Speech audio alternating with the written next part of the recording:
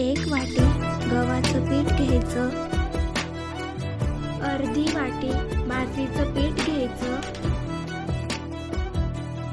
पाऊण वाटी डाळीचं पीठ घ्यायचं, भाजलेली जिरं ओवा पूड 2.5 चमचे घ्यायची, अर्धा चमचा हळद घ्यायची, 1 चमचा लाल तिखट घ्यायचं, लसूण मिरची कोथिंबीर पेस्ट टाकायची, 3 ते 4 चम्मच टाकायची, आपल्या आवडीनुसार मीठ टाकायचं, कापलेली कोथिंबीर टाकायची, दुधी भोपळा धुवून घ्यायचा, दुधी भोपळा गोड असेल तरच घ्यायचा,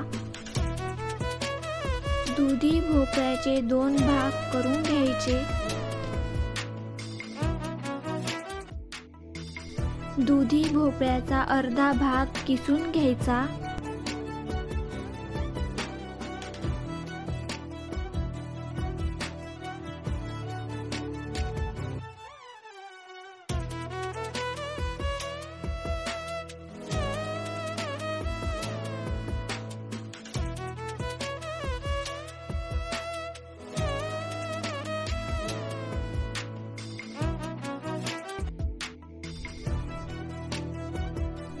सर्व मिक्स करून घ्यायचं,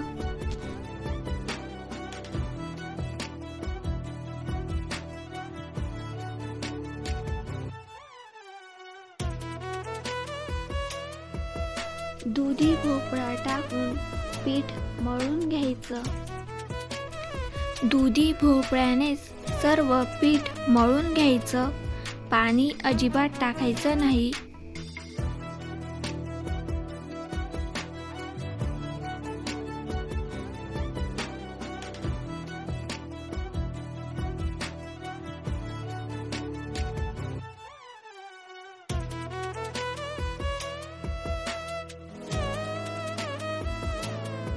इथे मी अर्ध पीठ काढून घेते. अर्ध्या पिठामध्ये अर्धा दुधी भोपळा किसलेला मी इथे टाकून घेते. माझा व्हिडिओ आवडला असेल तर लाईक करा, कॉमेंट करा आणि सबस्क्राईब करा. थालीपीठला लागतं तसं पीठ सैल मळून घ्यायचं. पीठ मळताना पाणी हे थोडं थोडंच टाकायचं, कारण की दुधी भोपळ्याला पण पाणी सुटतं. थालीपीठचं पीठ मळून तयार झालं. आता तव्यावर तेल सर्वीकडे पसरवून घ्यायचं. पिठाचा गोळा घेऊन पाणी लावून थापून घ्यायचा.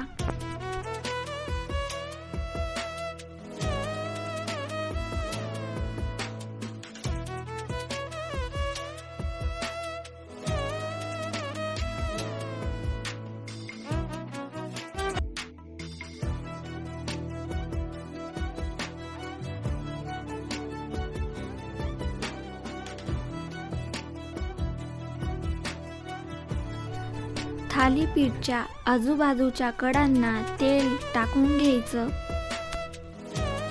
थालीपीठ आता झाकण ठेवून 5 मिनिटं वाफवून घ्यायचं.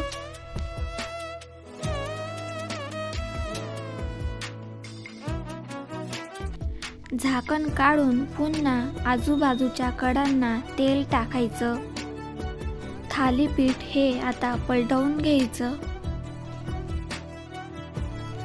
आजूबाजूच्या कडांना तेल टाकून घ्यायचं. थालीपीठ छान भाजून घ्यायचं. थालीपीठची आजूबाजूची कडा अशी छान दाबून घ्यायची.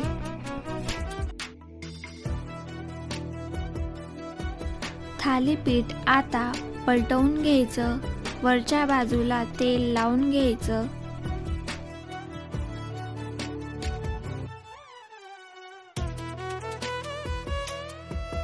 थालीपीठ पलटवून वरच्या बाजूला पण तेल लावून घ्यायचं.